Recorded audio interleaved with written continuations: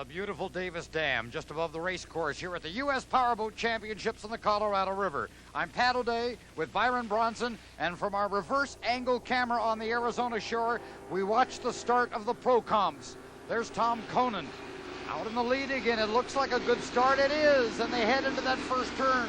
Tom Conan, who we saw earlier in the Super Stocks, grab a big lead at the first turn. He's done it again. Byron, how is he accomplishing that? Pat, on the start-finish line, there's an electronic clock that counts down from 60 to 0, and he's able to hit it perfectly at 0. You can be as late as you want to that clock, but don't be earlier. You're going to be disqualified. Some of the drivers watch the other drivers. Tom Conan, obviously, he just watches that clock, and he's got the lead here in the first heat of the day of Pro Comps. These engines are just as big as the Unlimited K-Class engines, except they cannot use the supercharger. Okay, Tom Conan off the top of the turn. Behind him on the inside is Jamie Jamison, last year's National Point champion, and on the outside, Charlie Martin. And now Tom Conan is losing horsepower. He is slowing, and there's Jamie Jamison moving to the number one lane and through the rooster tail of Tom Conan. He's in second place, and Charlie Martin with the lead on the outside. And into the south turn they go on the second lap. Oh, what a tight turn for Jamison, and he lost his RPM. But he's back in it again. And now look at it, the horsepower takes over, and it's like a slingshot down that back chute. Charlie Martin on the outside, Jamie Jamison to the inside. Describe the back run, Byron. Pat, at half track, look at the horsepower take over in Jamie Jamison's boat. He's able to pull up. Look at him come up, set himself for the second turn. He's coming into the north pin. He sets his plate, cranks that boat hard, comes out, puts the plate down, and puts the horsepower to it, and watch the bow of the boat come up in the water, and now they're on the hook and running down the front chute. You heard Bill Padgett describe earlier how that plate works. It's like the trim tab on an airplane. When they push it down, then the bow goes down, and when they lift it up, the bow comes up, and when it's adjusted just right, they're flying like this. The completion of the second lap. Jamie Jamison on the inside, last year's national champion. He won 13 out of 14 last year. And on the outside is Charlie Martin, and up the back stretch they go. That giant Chevy engine rubbing at 7,500 to 8,000 RPM. Jamie Jamison, the drivers say he is the best.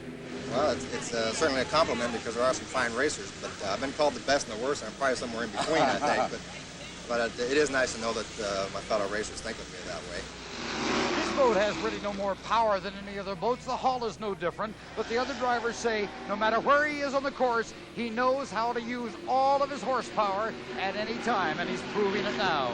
He's off and running again this year, just like last year. He already won the first race of the season, and now he's in the final lap.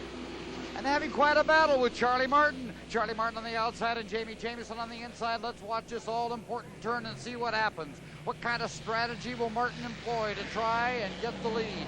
Now Jamison to the turn, a very, very tight turn. And now it looks like he may have a cakewalk as Martin goes way to the outside. But Martin's got a long run at that straightaway, and he seems to be into it, while Jamison seems to be a little slow coming down. It's getting closer and closer. We've got 500 yards to go, and Martin's overhauling him. Here they come to the finish line. The checkered flag is up. The winner, Charlie Martin, nails him at the close. No, Pat, I want to see an instant replay of that. Jamie Jamison should have got him on the inside. Let's watch the buoy. There's the finish line buoy right now. Oh, I'm sorry, Charlie Martin by a half a boat length. And there's someone with an unusual vantage point. Ladies and gentlemen, in the Pro Comp division, the winner was Charlie Martin. And last year's defending champion, Jamie Jamison, finished second. And now we're ready for the first heat of the Unlimited K-Class. And it's a good start. And into the first turn they go, and I think we've got 2,000 gallons of water in the air as they fight their way around that turn. In the boats, out in the lead, Bill Padgett, Bob Gettle, and Paul Grishar, and you're looking at Gettle in the K28 as he goes down that backstretch. Byron Bronson, tell us about the K-boats. Pat, the K-boats are virtually a drag boat that turn left. These are big block Chevrolets. They're blown, injected, and run on alcohol. These boats entertain crowds every summer in San Bernardino and Phoenix and San Diego and Lowell, Oregon, Burley, Idaho, Clarkston, Washington, Guntersville, Alabama, as they travel the circuit in search of those precious national points. This is the hottest category of APBA flat bottom racing. These engines, as he mentioned, are supercharged. They turn at 9,000 RPM. The completion of the first lap in the leading boat is Bob Gettle. The second place boat is still Bill Padgett. The third place boat is Paul Richard. And of course, it's Paget out there running again in a brand new boat. It was just so recently that he flipped this boat upside down, tore it apart at Pudding Stone Lake over at San Dimas, California, but in a brand new boat. And he's out on the course, and he's running hard after Bob Gettle right now. Paget's been in this sport for years, hasn't he, Byron? Yes, Pat, he was in the sport for 9 years before he had his first accident, which was just a short time ago. Well, clearly he wasn't intimidated by that mishap. And now there you've got Gettle with Greshar and with Paget, and they come down the straightaway to complete the second lap. Let's watch them riding those boats. As that bow hops up in the air, that isn't just the rough water, that's the propeller with all the horsepower just driving it skyward. The driver must hit that blade and push that bow down. And now this will be a dandy turn. Gettle on the inside and Paget on the outside. Around the turn they go and back up the back stretch. These boats are basically drag racers. If you let them go for 2 miles, they'd be going 200 miles an hour. Paul Greshar of West Covina, California is in an ideal position if he can just catch up with Gettle. He's in that number 1 lane. Gettle in the middle and on the outside is Bill Paget. And down toward that turn they charge. Is Greshar going to be able to overhaul him on the inside? No, he wasn't able to. He had to move into the center. He just could not catch him, and Gettle was not going to give up that number 1 spot as they went around that buoy. And now they come down the straightaway to get the green flag and to move into the final lap of this heat. Again, that's Bob Gettle of West Covina, California in the number 1 position. He's got that Chevy engine just wound up tight. And Bill Paget on the outside. And now let's watch Greshar on this turn. Nice turn for Gettle. He's around. Paget moving to the outside. And Greshar is going to go for that number 1 lane. He's going to go for the lead right now. This is it. Down the backstretch they go. Gettle out in the lead with about a 40, 30, 20, 10. Oh, Greshar is pulling up on him, but he needs more horsepower. He's going to have to get up next to him to hold that number 1 position. Is he going to make it? No, he's starting to slide back. He'll have to go through the rough water into the outside again. As we come down, the checkered flag is in the air. Bob Gettle's in the lead.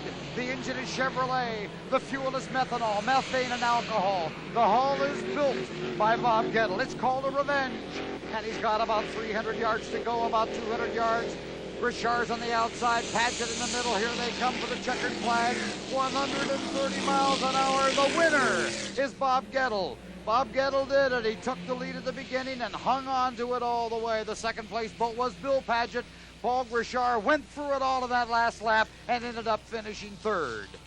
And now here comes another section of the Unlimited K boats. They're headed toward the starting line. Give us the lineup, Byron. On the inside, we have Mike Leach. Next to him, John Grijalva, Mike Nooch, Roger Glover. A good start. And we're running to the inside. First turn coming up. Mike Leach has the inside lane. He slides his boat, puts the plate down, and he's gone. On the outside, Roger Glover. Roger Glover has got some horsepower. Chime walks at that time, but he's down the back chute. Chime walking refers to the chime as the side of the boat, the downside corner, and the boat rocks back and forth at that point as it moves down the straightaway. Roger Glover with the lead. Who's that on the inside? Is that Mike Leach? That's Mike Leach in the orange boat 77. Top of the turn, Roger Glover coming off, puts that pedal down. Here he comes. Out of control a little bit. Whoa, bam, bam, bam.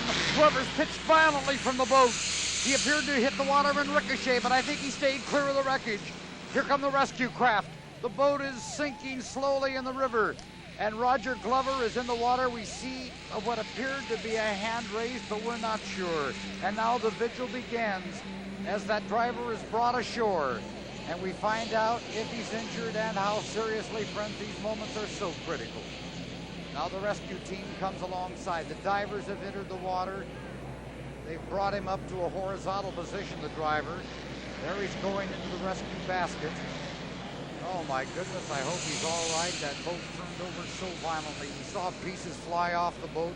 Roger Glover seemed to ricochet clear through that spray, but we hope he didn't come in contact with that boat. We hope he hit that water just right. It's so difficult for them to in any way protect themselves as they come out of that boat, and so many times they hit at an angle that is wrong. It can be so destructive to the human body at those speeds. And now the rescue boat races for shore. Remarkable job being done by this rescue crew here. on the Colorado River this afternoon in Laughlin as Roger Glover in his beautiful boat had the lead from the very start. Was coming off the turn, he got on the gas, and somehow it went out of control. The chine caught, and the boat just violently went over about 3 times. He's ashore. We watch him carefully. I think his hands are up to his face, and that's an encouraging sign. The rescue crew removing Roger Glover from the rescue boat. And now, yes, there is his hand. He's moving down for the strap. What a good sign that is. And he seems to be conversing with the rescue team. What a relief that is. He still may be hurt, but we know that he hasn't had one of those very, very serious neck or spinal injuries. He is conscious, and the crowd notices that gesture as he undid his snaps, and suddenly the whole mood along the shoreline changes. And you're hearing applause in the background. Roger Glover has survived just an absolute catastrophic flip in the north turn rather, with the first lap. These are the U.S. Powerboat Championships. We'll be back with more right after this.